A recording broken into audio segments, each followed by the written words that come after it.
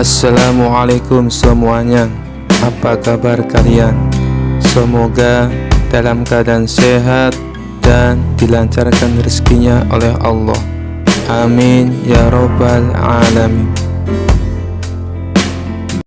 Dikisahkan pada suatu siang yang terik, Abu Nawas sedang duduk santai di pasar sambil memandangi para pedagang dan pembeli yang sibuk tawar-menawar. Tiba-tiba datang seorang saudagar kaya dengan wajah merah padam. "Hai Abu Nawas," teriak saudagar itu, "engkau telah memalukan aku di hadapan orang banyak." Abu Nawas kebingungan. "Apa yang kau lakukan, wahai tuan? Kemarin kau pinjam uangku 1000 dinar, lalu bilang uang itu akan kembali sendiri tanpa aku harus menagih," kata saudagar sambil gemetar marah. Orang-orang mulai mengerumuni mereka. Abu Nawas tetap tenang, bahkan tersenyum santai. "Benar, aku bilang begitu," jawab Abu Nawas. "Sebab waktu itu engkau bilang kalau tidak bayar, uang 1000 itu akan bicara sendiri. Maka aku menunggu. Tapi sampai hari ini uangnya masih diam 1000 bahasa." Semua orang langsung tertawa. Saudagar makin naik darah. "Kau mempermainkan aku. Uang tidak bisa bicara." "Nah, berarti kita sepakat," kata Abu Nawas. "Kalau uang tak bisa bicara, kenapa kau percaya dia akan kembali sendiri? Harusnya kau kirim utusan atau datang menagih, bukan berharap uang itu punya kaki dan mulut." Raja Harun al-Rasyid yang kebetulan lewat dan mendengar keributan itu langsung tertarik. Ia mendekat dan bertanya, "Ada apa ini?"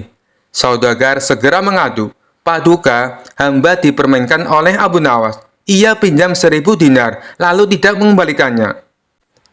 Raja menatap Abu Nawas. "Apa benar?" Abu Nawas menjawab, "Paduka, benar, aku meminjam. Tapi aku hanya ingin membuktikan siapa yang lebih mencintai uangnya, aku atau dia.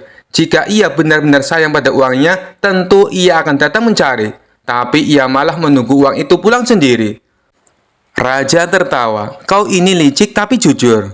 Kemudian Abu Nawas mengeluarkan kantong kecil dari balik jubahnya dan menyerahkan 1000 dinar kepada saudagar. "Ini uangmu, wahai tuan. Aku hanya ingin memberimu pelajaran. Jangan terlalu percaya pada uang, karena ia tak akan bicara. Tapi mulut orang yang cinta uang biasanya paling ribut." Kerumunan meledak dalam tawa. Saudagar itu malu setengah mati. Sementara Abu Nawas kembali duduk santai sambil berkata pelan, "Kalau saja uang bisa bicara, pasti dia juga akan minta majikannya agar tidak terlalu pelit." Kisah selanjutnya. Suatu hari, raja ingin mencari hiburan dan memutuskan untuk memancing. Ia memanggil Abu Nawas untuk menemaninya. "Abu Nawas, hari ini kita akan pergi memancing di sungai," kata raja dengan semangat. Abu Nawas sedikit bingung, mengingat sudah lama tak turun hujan, dan sungai-sungai di daerah itu menjadi kering. Tetapi ia tidak berani menolak perintah raja. Hanya tersenyum sambil mengikuti keinginan baginda raja. Sesampainya di tepi sungai, raja terkejut melihat sungai itu kering kerontang. Hanya menyisakan beberapa batuan dan lumpur. Namun tak ingin terlihat salah, raja berpura-pura tetap tenang dan bersikap seperti biasa. "Baiklah Abu Nawas, kita mulai memancing di sini." Abu Nawas yang sudah ingin tertawa menahan dirinya. Ia kemudian berkata dengan nada serius, "Baginda, ikan-ikan di sini sangat pemalu. Kita harus memberi mereka umpan yang istimewa." Raja yang mulai bingung namun tak ingin terlihat kalah menjawab, "Kalau begitu, bawa umpan apa saja asal kita dapat ikan." Abu Nawas pun mencari-cari sesuatu, lalu meletakkan sebuah batu besar di ujung pancing raja. "Ini umpan terbaik, Baginda. Ikan-ikan di sungai ini sangat menyukai batu." Raja mulai mengangkat alis. Ikan yang menyukai batu. Tapi karena gengsi, ia tetap melanjutkan memancing sambil duduk penuh kesabaran, melemparkan pancingan berbatu ke sungai yang kering kerontang itu. Setelah beberapa saat, raja merasa aneh karena tak ada tanda-tanda ikan. "Abu Nawas, kemana ikannya? Aku tak merasakan tarikan sedikit pun."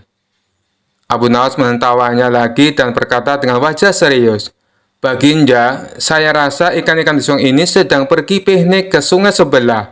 Maklum, air di sini sudah kering." Raja terdiam sejenak, lalu tersenyum menyadari kekonyolannya sendiri. Ia mulai tertawa keras sambil memukul-mukul punggung Abu Nawas. Abu Nawas, kau sungguh pintar menghiburku. Lain kali kita pastikan sungainya penuh air dulu ya. Abu Nawas mengangguk sambil tersenyum. Dalam hati ia merasa lega karena berhasil membuat raja tertawa dengan petualangan memancing yang tak akan pernah terlupakan. Kisah selanjutnya. Suatu hari, raja memanggil Abu Nawas ke istana dengan sebuah perintah yang unik. Sang raja yang terkenal suka melihat hal-hal baru ingin menguji kemampuan seni Abu Nawas. Raja berkata, Abu Nawas, aku ingin engkau melukis wajahku. Tapi ingat, lukisan ini harus benar-benar indah dan persis seperti wajahku yang gagah ini. Jika kau gagal, kau tahu hukuman apa yang menantimu. Abu Nawas menelan ludah. Ia bukan pelukis, dan dia sadar betul bahwa melukis wajah raja dengan sempurna adalah tugas yang mustahil. Namun dia tak mungkin menolak perintah sang raja. Lalu sambil tersenyum cerdik, Abu Nawas berkata, Ampun Baginda, hamba akan melaksanakan tugas ini sebaik mungkin. Izinkan hamba mengambil waktu sehari penuh. Raja setuju dan Abu Nawas segera pulang ke rumah, memikirkan ide cerdik yang bisa menyelamatkannya. Keesokan harinya, Abu Nawas kembali ke istana dengan membawa kanvas besar yang tertutup kain. Wajahnya penuh percaya diri. Sementara raja dan para pejabat penasaran menantikan hasil karya Abu Nawas. Baiklah Abu Nawas, tunjukkanlah lukisan wajahku, seru raja dengan penuh antusias. Dengan perlahan, Abu Nawas membuka kain penutup kanvasnya. Namun, alangkah terkejutnya, semua orang melihat bahwa di atas kanvas itu hanya ada sebuah cermin besar yang memantulkan wajah raja sendiri. Para pejabat terdiam, dan raja langsung berkata, Abu Nawas, apa maksudnya ini? Ini hanya sebuah cermin, bukan lukisan. Abu Nawas menunduk sopan dan berkata, Ampun Baginda, hamba pikir tidak ada cara yang lebih sempurna untuk menangkap ketampanan dan kegahan Baginda, selain dengan menunjukkan wajah Baginda yang sesungguhnya. Lukisan yang paling sempurna adalah cerminan diri Baginda sendiri.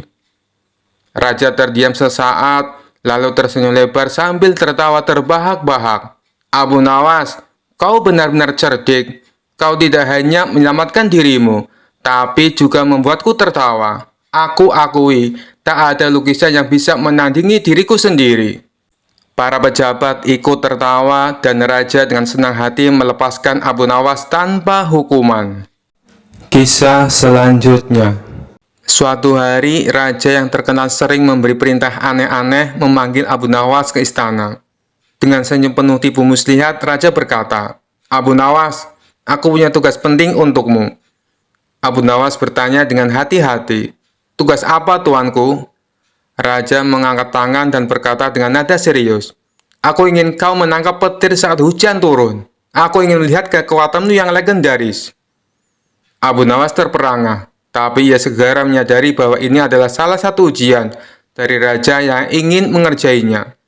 Sambil berpikir cepat, ia tersenyum licik dan berkata, Baik tuanku, hamba siap melaksanakan perintah ini, tapi ada satu hal yang hamba butuhkan. Raja penasaran, apa yang kau butuhkan Abu Nawas? Dengan tenang Abu Nawas menjawab, hamba butuh seember besar rantai emas dari istana, karena petir hanya bisa ditangkap dengan rantai emas, dan hamba butuh pasukan istana yang akan membantu menahan rantai emas tersebut saat petir datang. Raja terkejut mendengar permintaan itu. Mengapa kau butuh rantai emas dan pasukan?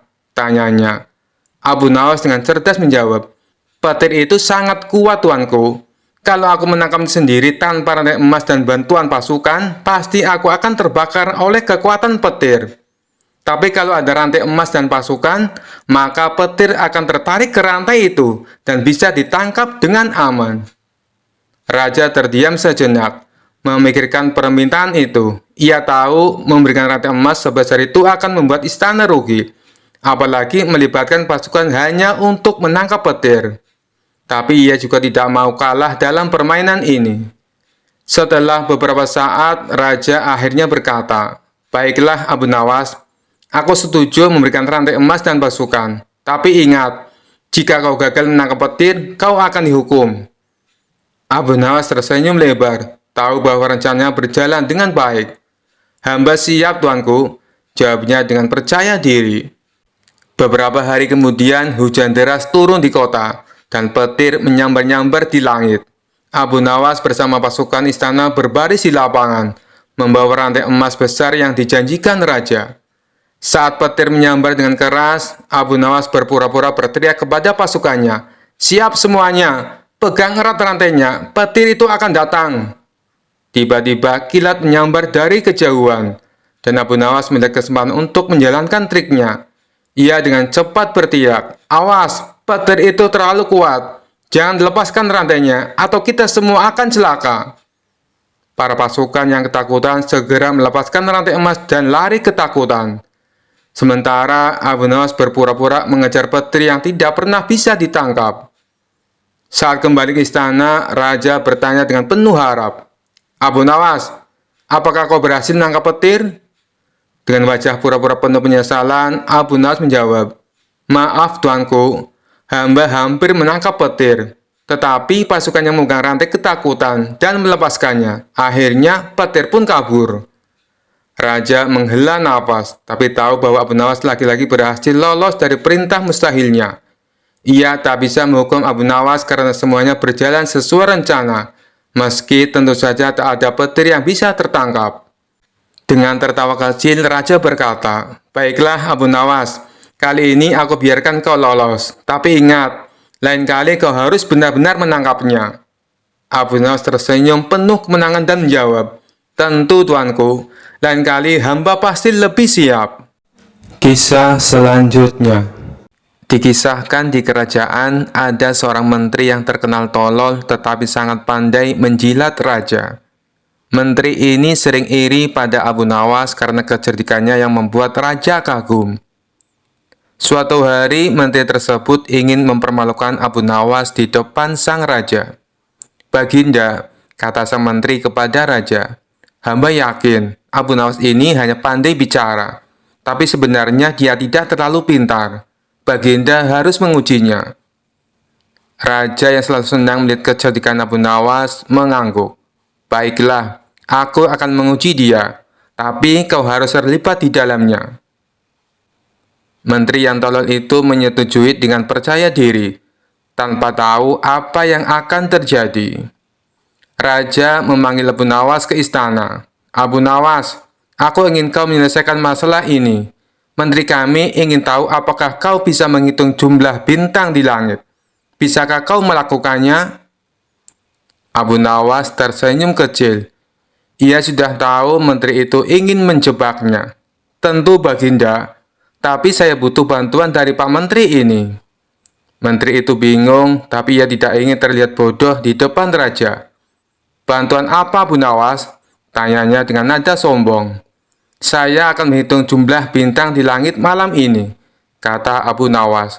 "Dan tugas Anda adalah memastikan saya tidak melewatkan satu pun bintang." Malam itu Abu Nawas membawa menteri ke lapangan terbuka.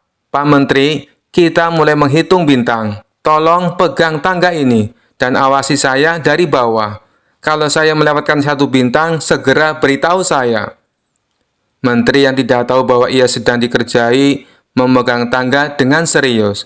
Abu Nawas naik ke atas tangga sambil pura-pura menunjuk ke langit dan berkata, "1, 2, 3.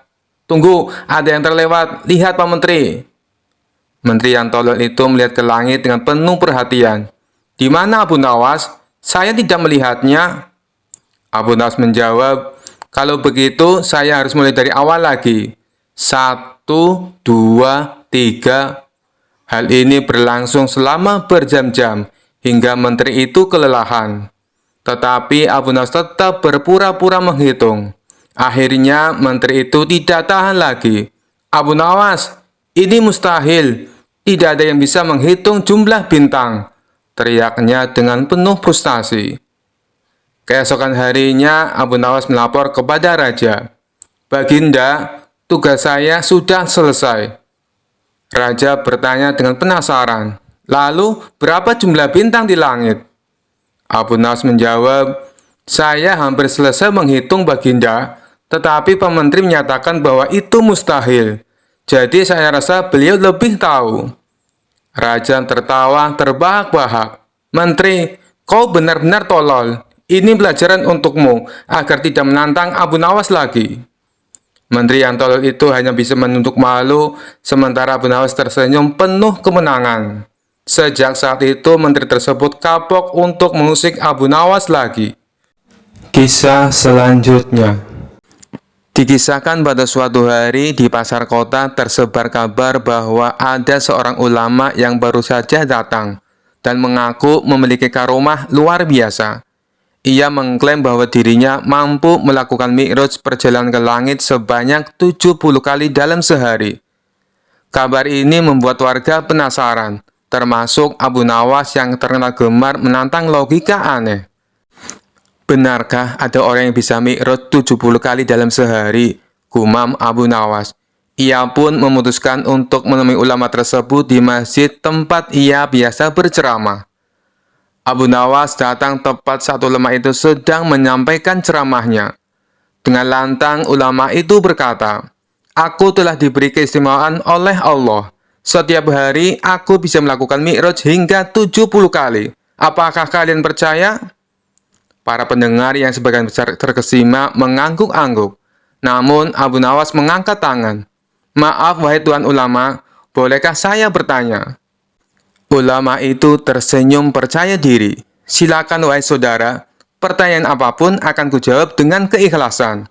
Abu Nawas berdiri. "Baik, jika Tuan melakukan mi'raj sebanyak 70 kali dalam sehari, berapa lama waktu yang Tuhan habiskan untuk satu kali perjalanan naik dan turun?"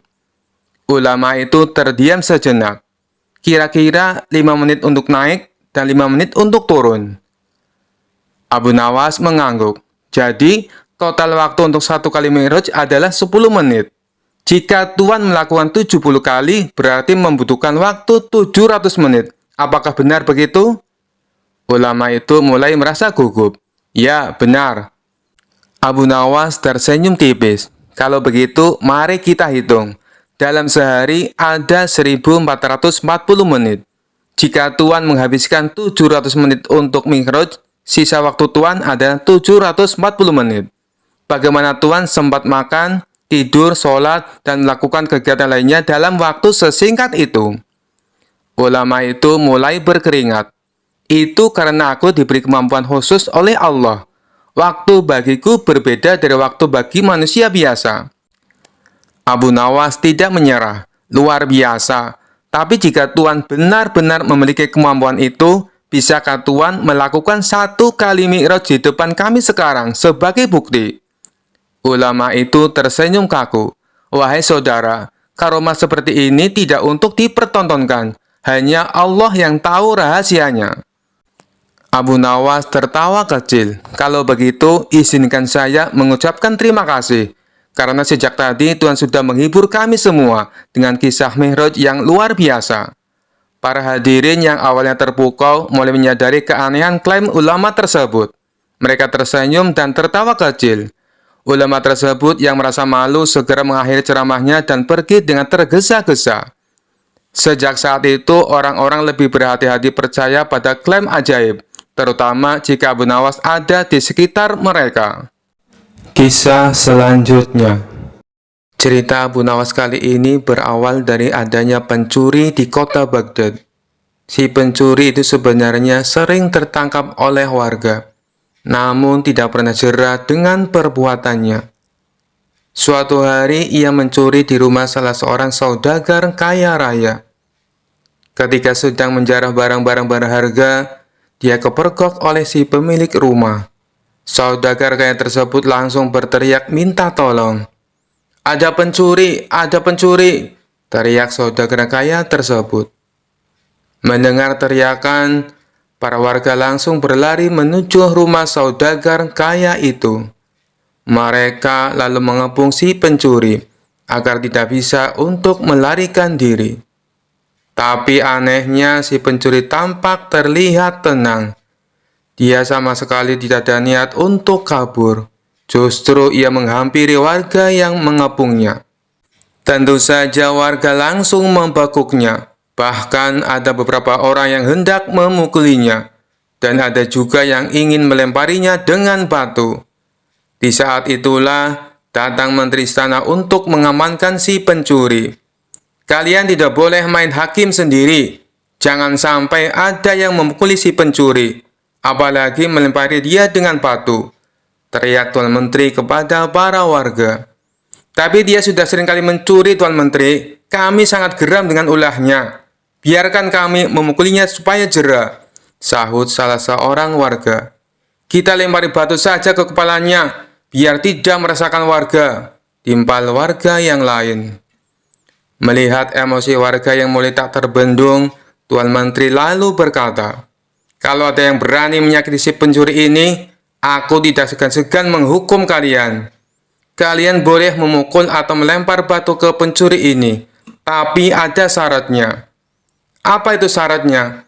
Kami sudah tidak sabar ingin menghukumnya." Para warga penasaran.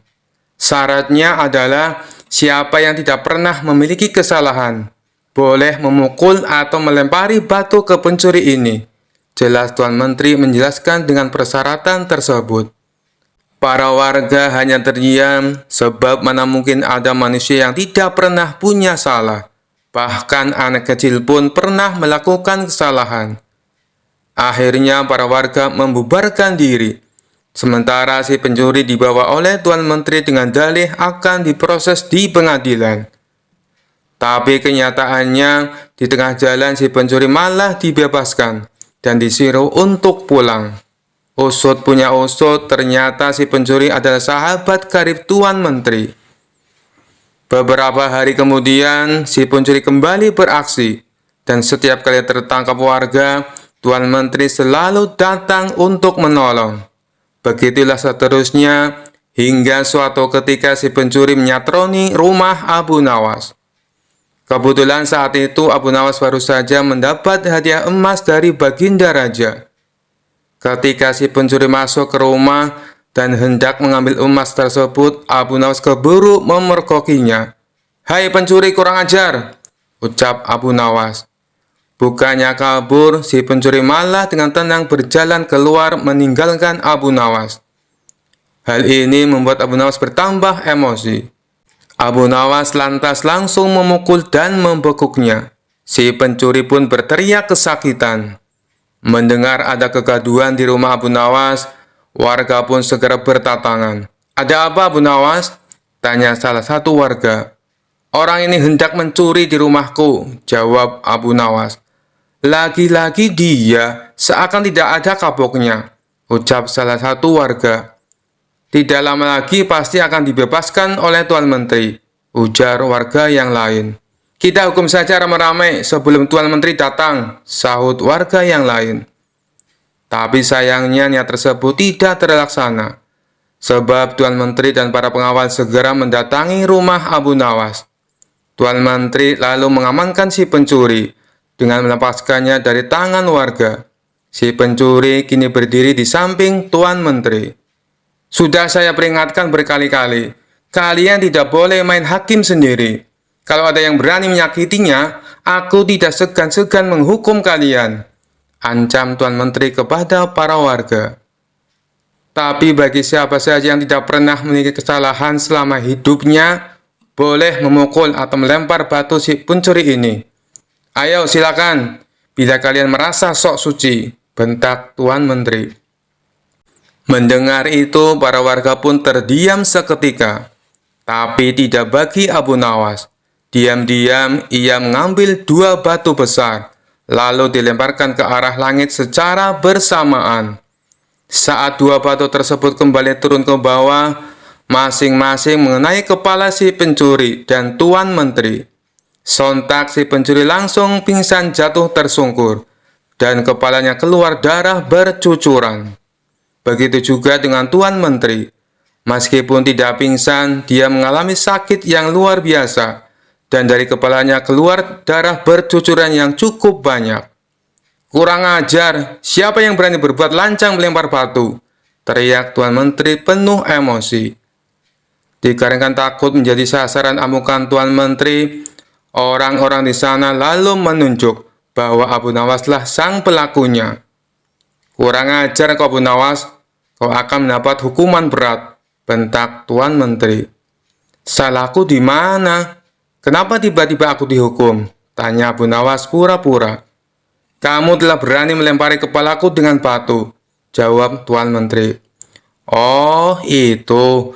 Bukankah tadi Tuan Menteri mengatakan sendiri, siapa saja yang tidak pernah bersalah selama hidupnya boleh melempari si pencuri dengan batu, balas Abu Nawas. Jadi kau merasa kalau kamu tidak pernah berbuat salah? Jangan sok suci kamu Abu Nawas, hardik Tuan Menteri. Justru itu, karena aku orang yang pernah berbuat salah, makanya aku minta bantuan malaikat langit. Aku berikan dia 2 batu dengan cara melemparnya ke atas. Ketika malaikat langit mengembalikan batu itu ke bawah, ternyata yang kena bukan hanya pencuri, tapi Tuan Menteri juga ikut kena. Mungkin malaikat langit lebih tahu bila selama ini Tuan Menteri bersekongkol dengan si pencuri, kata Abu Nawas. Mendengar itu, Tuan Menteri tidak bisa berkata apa-apa, tapi memendam amarah kepada Abu Nawas. Tuan Menteri ingin menghukumnya saat itu juga, karena perkataan yang diucapkan Abu Nawas hanya dibuat-buat.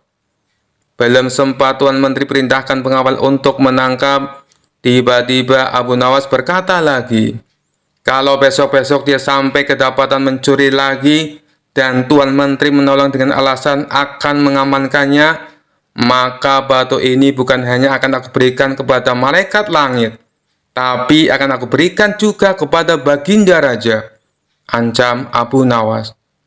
Mendengar perkataan tersebut, nyali Tuan Menteri mendadak ciut. Tuan Menteri yang tadinya bersikap garang mendadak berubah menjadi santun, sebab tahu betul betapa dekatnya Abu Nawas dengan Baginda Raja. Maafkan aku Tuan Abu Nawas, aku pastikan kali ini si pencuri akan mendapat hukuman, kata Tuan Menteri. Sejak saat itulah, akhirnya si pencuri menjadi jera dan tidak mengulangi perbuatannya, karena Tuan Menteri sudah tidak berani melindunginya. Kisah selanjutnya. Dikisahkan Abu Nawas mempunyai seekor burung nuri yang cantik. Tiap pagi dan sore Abu Nawas rajin memandikan burungnya. Pada suatu ketika, Baginda Raja Harun al-Rasyid bertandang ke rumah Abu Nawas. Kedatangan paduka raja yang tiba-tiba itu membuat Abu Nawas kaget.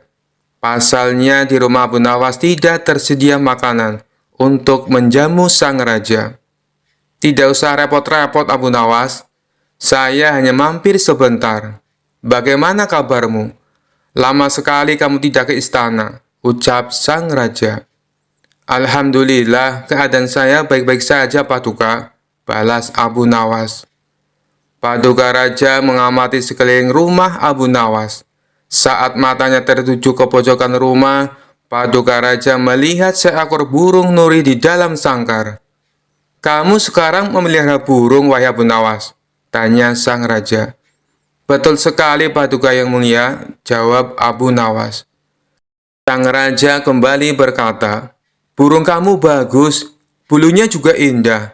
Saya suka sekali melihatnya. Kalau kamu berniat menjualnya, jangan dia tawarkan kepada orang lain. Tawarkan saja kepadaku. Berapapun harganya, pasti aku akan membayarnya. Abu Nawas tidak menjawab, ia hanya menganggukkan kepalanya.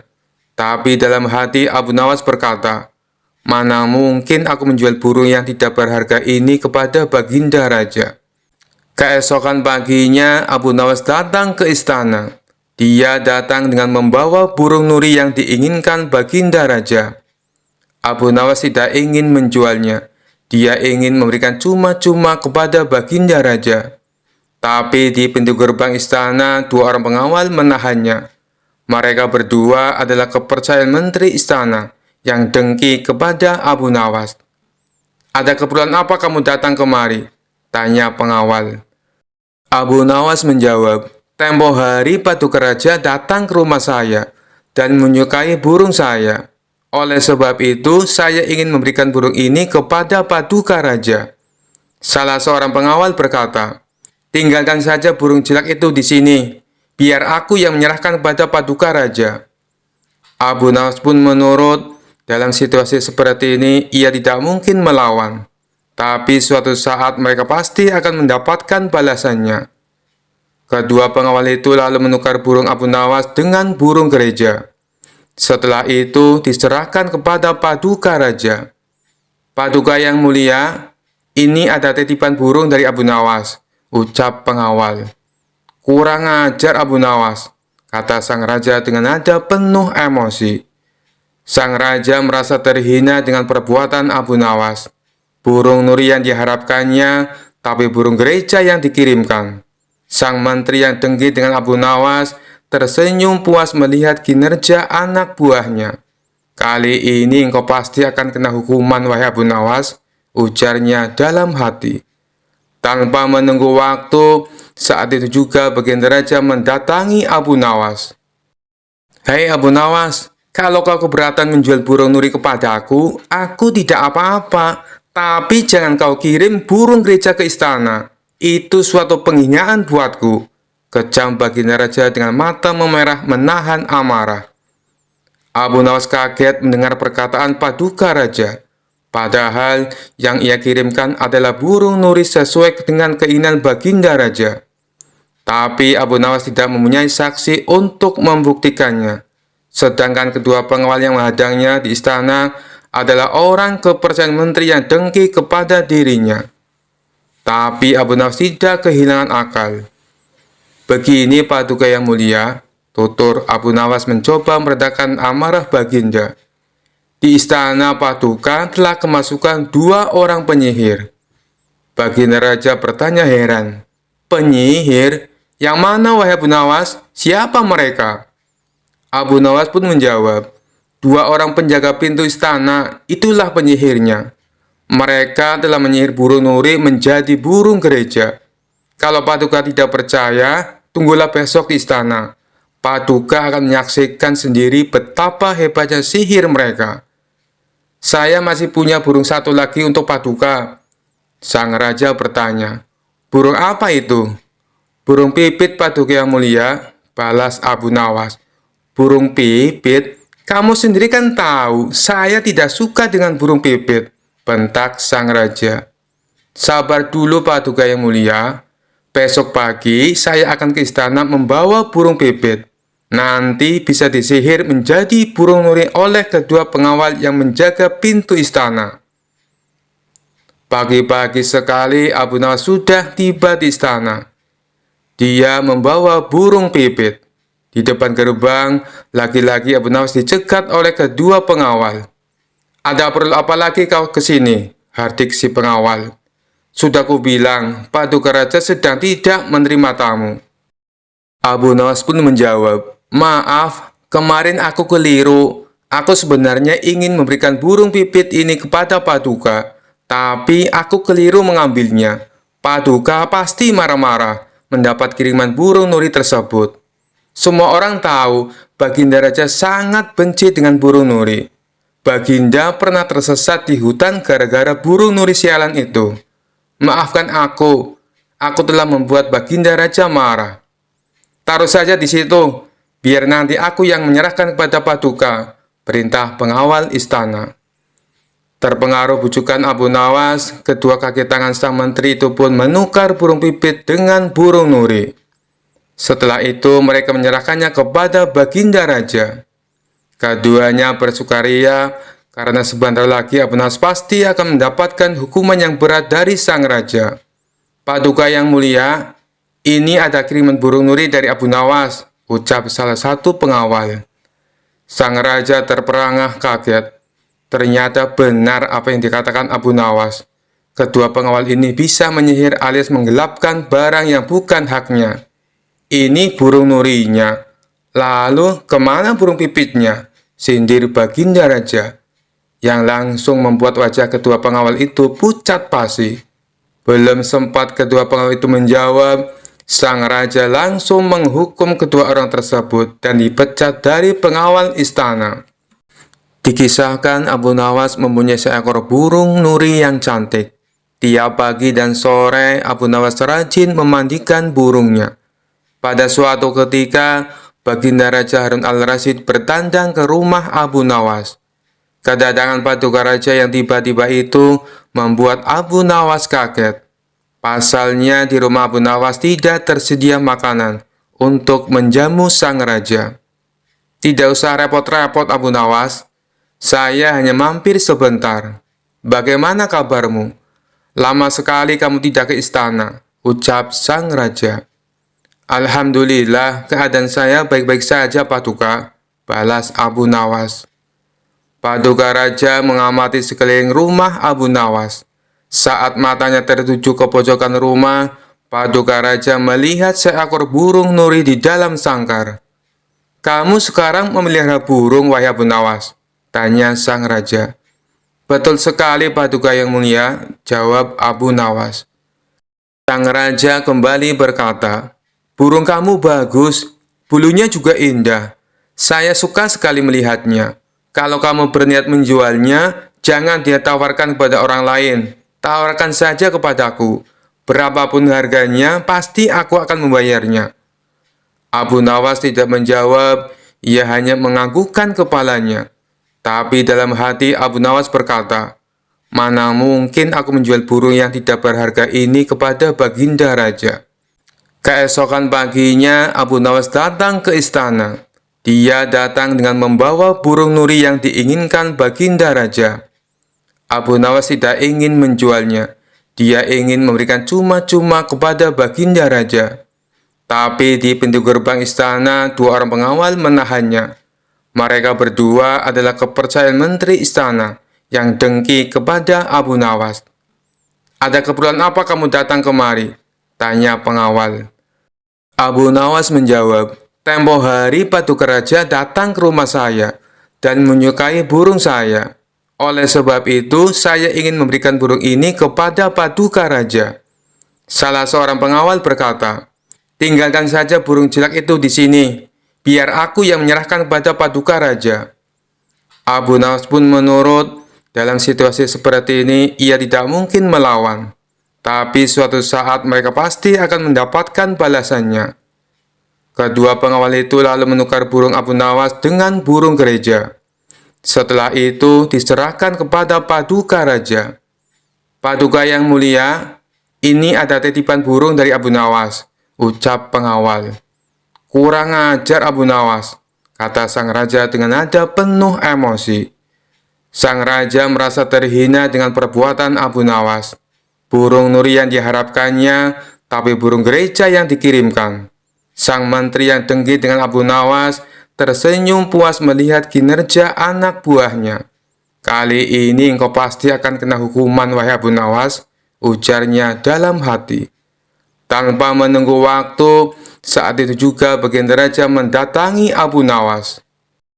Hei Abu Nawas, kalau kau keberatan menjual burung nuri kepadaku, aku tidak apa-apa. Tapi jangan kau kirim burung gereja ke istana. Itu suatu penghinaan buatku. Kejam Baginda Raja dengan mata memerah menahan amarah. Abu Nawas kaget mendengar perkataan paduka raja. Padahal yang ia kirimkan adalah burung nuri sesuai dengan keinginan Baginda Raja. Tapi Abu Nawas tidak mempunyai saksi untuk membuktikannya. Sedangkan kedua pengawal yang menghadangnya di istana adalah orang kepercayaan menteri yang dengki kepada dirinya. Tapi Abu Nawas tidak kehilangan akal. Begini paduka yang mulia, tutur Abu Nawas mencoba meredakan amarah Baginda. Di istana paduka telah kemasukan dua orang penyihir. Baginda Raja bertanya heran. Penyihir? Yang mana wahai Abu Nawas? Siapa mereka? Abu Nawas pun menjawab, dua orang penjaga pintu istana, itulah penyihirnya. Mereka telah menyihir burung nuri menjadi burung gereja. Kalau paduka tidak percaya, tunggulah besok di istana. Paduka akan menyaksikan sendiri betapa hebatnya sihir mereka. Saya masih punya burung satu lagi untuk paduka. Sang raja bertanya, Burung apa itu? Burung pipit, Paduka yang mulia, balas Abu Nawas. Burung pipit? Kamu sendiri kan tahu, saya tidak suka dengan burung pipit, bentak sang raja. Sabar dulu, Paduka yang mulia.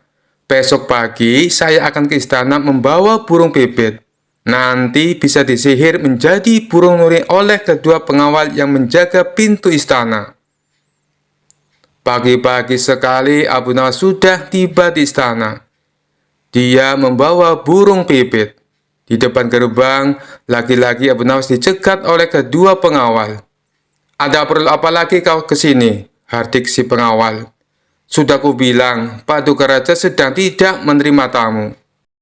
Abu Nawas pun menjawab, maaf, kemarin aku keliru. Aku sebenarnya ingin memberikan burung pipit ini kepada Paduka, tapi aku keliru mengambilnya. Paduka pasti marah-marah mendapat kiriman burung nuri tersebut. Semua orang tahu Baginda Raja sangat benci dengan burung nuri. Baginda pernah tersesat di hutan gara-gara burung nuri sialan itu. Maafkan aku telah membuat Baginda Raja marah. Taruh saja di situ, biar nanti aku yang menyerahkan kepada Paduka, perintah pengawal istana.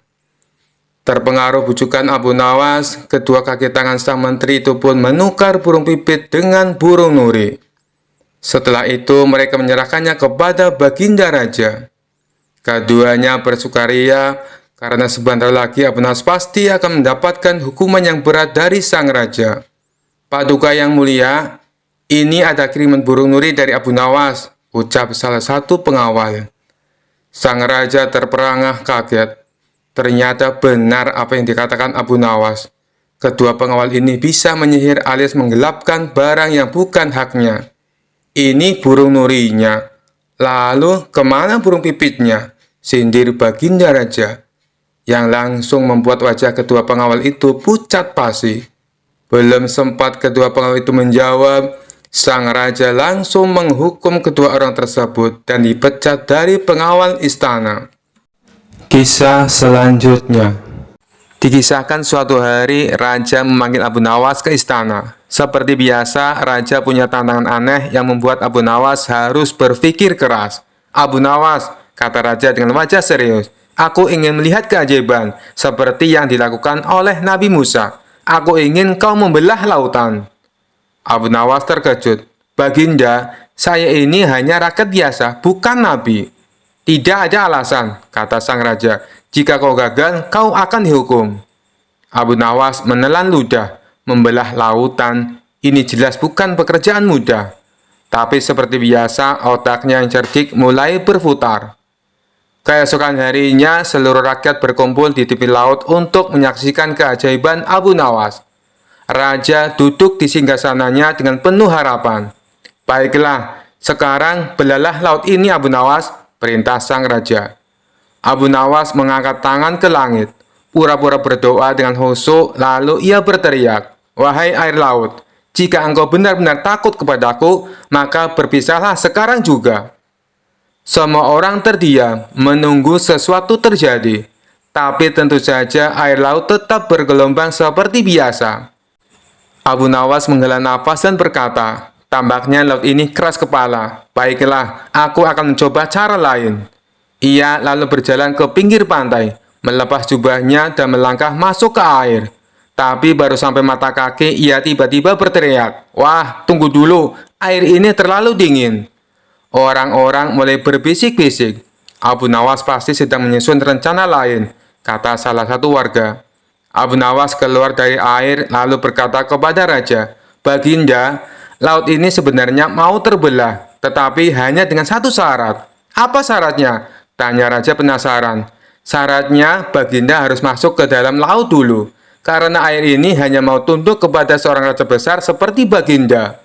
Raja terkejut. Apa? Aku harus basah-basahan? Tentu saja Baginda, jika ingin melihat keajaiban harus ada pengorbanan, kata Abu Nawas meyakinkan. Raja tampak ragu-ragu. Ia melihat ke arah laut yang ombaknya terus berdebur. Akhirnya ia menggeleng cepat. Sudahlah, aku tak ingin bajuku basah. Lupakan soal membelah laut. Kau boleh pergi, Abu Nawas. Abu Nawas tersenyum lebar. Terima kasih Baginda, saya sudah membuktikan bahwa yang paling berkuasa bukan saya, bukan juga air laut, tapi rasa malas kita sendiri. Semua orang tertawa, raja pun hanya bisa menggeleng-geleng kepala melihat kecerdikan Abu Nawas. Kisah selanjutnya. Dikisahkan ada seorang bernama Ilham Alimuddin. Dia dulunya merupakan jenderal perang yang sangat terkenal. Ahli siasat perang, jago negosiasi, dan juga kaya raya. Tapi karir berperangnya terhenti setelah mengalami kelumpuhan saat memimpin perang melawan Bizantium. Tidak berselang lama, anak istrinya juga ikut terbunuh. Ia pun akhirnya memilih untuk pensiun menjadi tentara. Sang jenderal ini hidup sendirian dengan kekayaannya yang berlimpah. Meskipun sudah tua dan menderita kelumpuhan, naluri menantang orang masih melekat dalam diri sang jenderal. Tapi kali ini bukan menantang adu kekuatan fisik, melainkan adu kekuatan pikiran. Tampaknya ia bukan hanya ingin dikenal sebagai jenderal perang, tetapi ia juga ingin dikenal sebagai tokoh paling cerdik dan pandai di kota Baghdad. Untuk itulah, dia tak segan-segan memberikan banyak hadiah bagi siapa saja yang bisa menjawab teka-tekinya.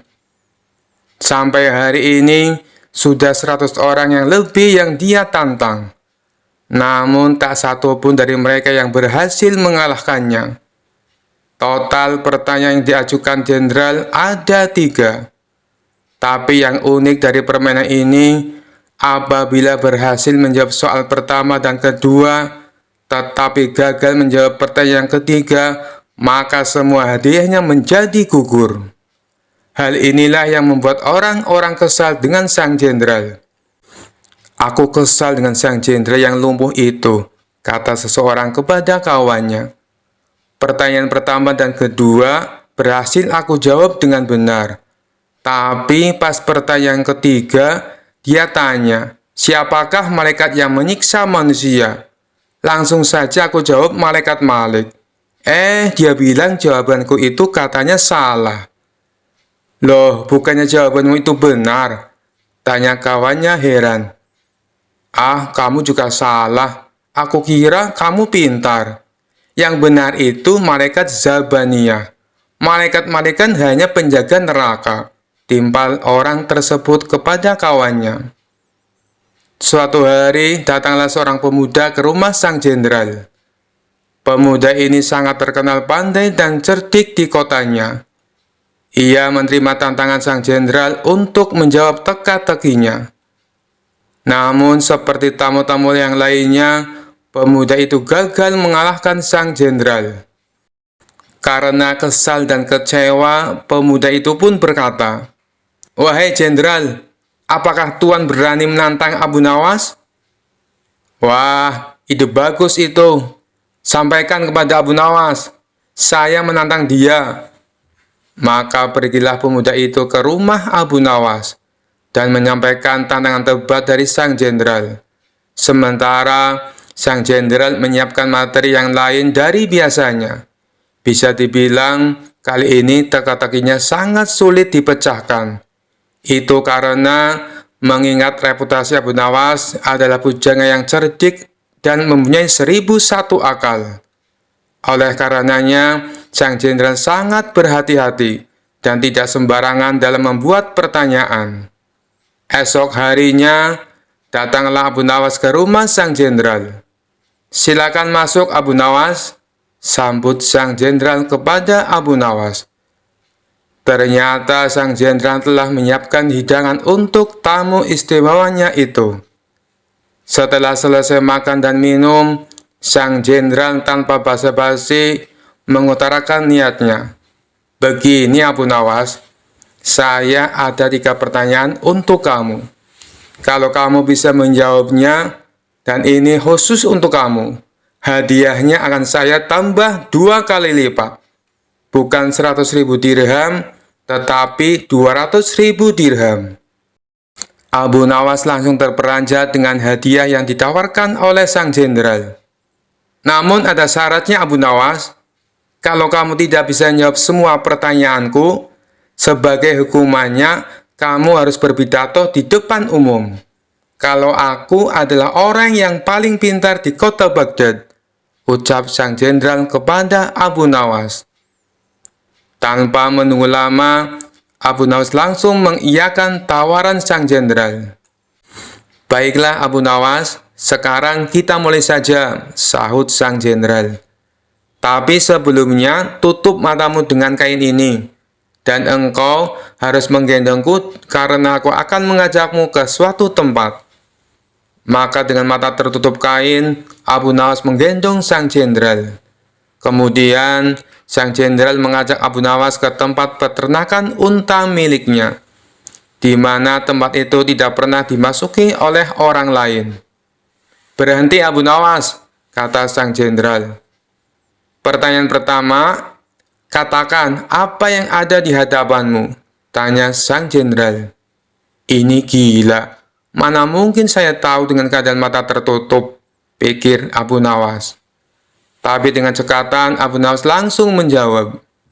Di depan saya ada peternakan unta, Tuan Jenderal. Sang jenderal pun kaget. Bagaimana mungkin Abu Nawas bisa tahu? Padahal peternakan untanya tidak pernah dimasuki oleh orang lain. Mereka pun lalu melanjutkan perjalanan. Sang jenderal tetap digendong oleh Abu Nawas. 1 jam kemudian, sang jenderal berkata, "Berhenti Abu Nawas. Sekarang katakan padaku, apa yang ada di hadapanmu?" Sejenak Abu Nawas berpikir. Ia pun lalu menjawabnya, "Di depan saya ada sungai. Di sekitarnya ada pohon tin dan pohon zaitun," jawab Abu Nawas. Sang jenderal kembali dibuatnya kaget. Bagaimana mungkin Abu Nawas bisa menjawabnya dengan tepat? Dia pasti mempunyai ilmu sihir, pikir sang jenderal. 2 pertanyaan sudah kamu jawab dengan benar, ujar sang jenderal. Mari kita lanjutkan perjalanan untuk pertanyaan terakhir, ajak sang jenderal. Sang jenderal kemudian menuntun Abu Nawas melewati gurun, hingga sampailah mereka berdua ke tempat pelacuran yang terletak di tengah-tengah padang pasir. Berhenti Abu Nawas. Sekarang katakan padaku, apa yang ada di hadapanmu? Tanya sang jenderal. Abu Nawas tidak langsung menjawab. Ia berkonsentrasi penuh. Kemudian pelan-pelan dia menjawab. Di depan saya ada wanita telanjang, Tuan Jenderal. Sang jenderal pun kaget bukan main. Semua pertanyaannya bisa dijawab dengan tepat oleh Abu Nawas dengan mata tertutup. Sesuai kesepakatannya, akhirnya esok paginya sang jenderal menyerahkan hadiahnya di depan istana dan disaksikan oleh Baginda Raja dan masyarakat. Tapi sebelum memberikan hadiahnya, sang jenderal berpidato menceritakan pengalaman mereka berdua. Wahai Abu Nawas, saya masih penasaran. Bagaimana kamu bisa menjawab semua pertanyaanku, sedangkan kedua matamu tertutup kain? Tanya sang jenderal. Itu mudah saja, Tuan Jenderal, jawab Abu Nawas. Ketika Tuan mengajukan pertanyaan pertama, kaki saya menginjak kotoran unta. Dari situlah saya menebak kalau saya berada di peternakan unta. Baginda Raja tersenyum mendengar jawaban Abu Nawas. Sedangkan sang jenderal hanya bisa geleng-geleng kepala. Lalu dengan pertanyaan kedua, bagaimana kamu bisa menjawab dengan tepat? Tanya sang jenderal.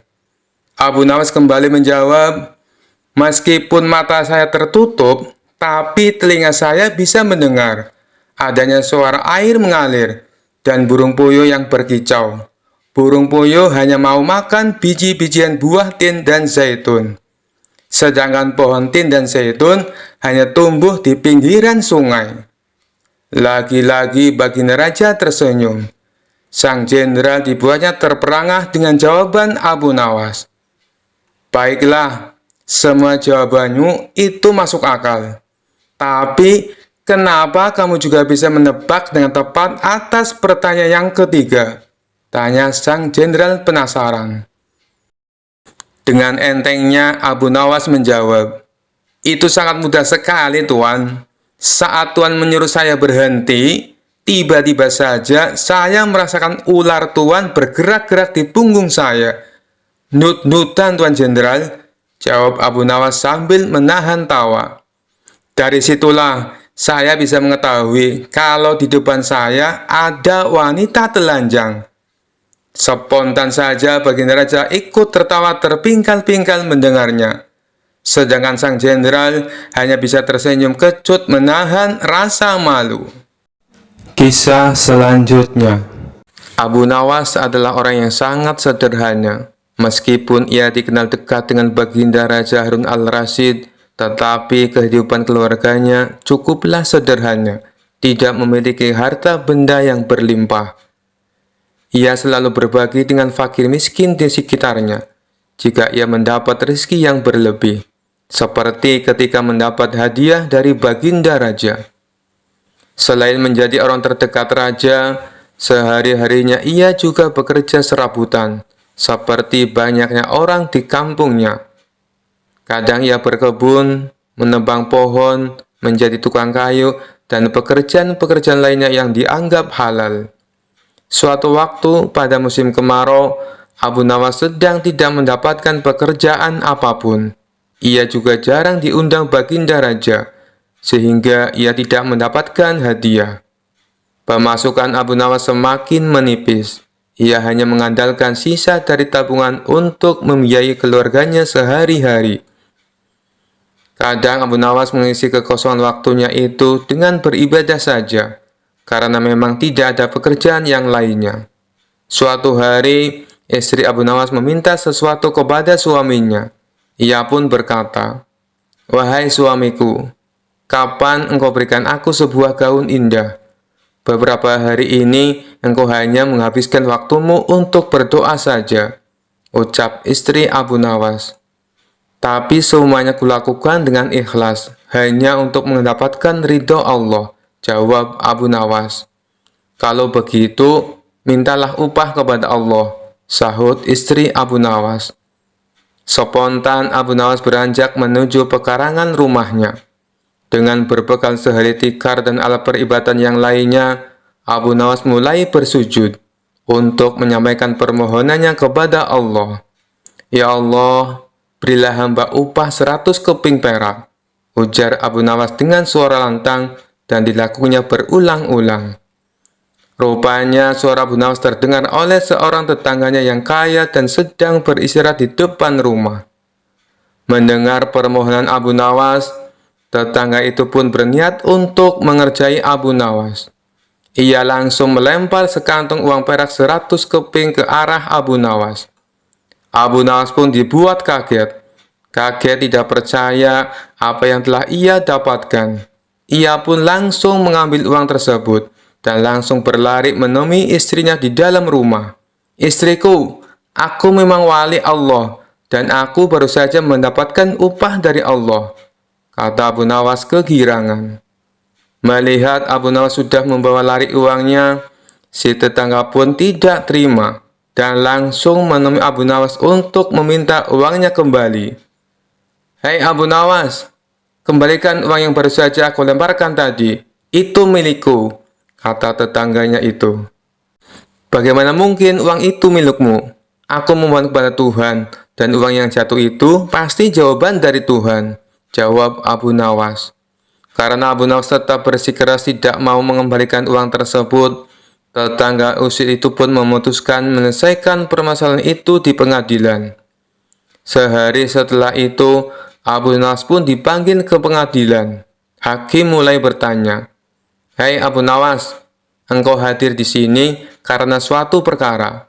Engkau telah disangka mengambil kepunyaan tuan ini," kata Tuan Hakim sambil menunjuk ke arah tetangga Abu Nawas. "Apa pembelaanmu, wahai Abu Nawas?" tambah Tuan Hakim. "Tetangga saya ini gila, Tuan Hakim. Ia pikir semua yang ada di dunia ini adalah miliknya. Coba tanyakan saja, misalnya jubah saya. Keledai saya, tentu semua diaku sebagai miliknya, jawab Abu Nawas. Tapi itu memang milikku, teriak tetangga yang kaget akan pernyataan Abu Nawas tersebut. Abu Nawas kemudian menceritakan seluruh kronologi kejadian tentang doa yang dilakukannya untuk mendapatkan uang 100 keping perak. Hakim akhirnya memutuskan jika Abu Nawas tidak bersalah dan uang itu adalah sah milik Abu Nawas karena ia sudah memohon kepada Tuhan dan uang itu jatuh sendiri kepadanya. Sekian dulu perjumpaan kita kali ini. Sampai bertemu lagi di kisah-kisah selanjutnya. Terima kasih yang sudah subscribe dan setia menonton channel ini. Wassalamualaikum warahmatullahi wabarakatuh.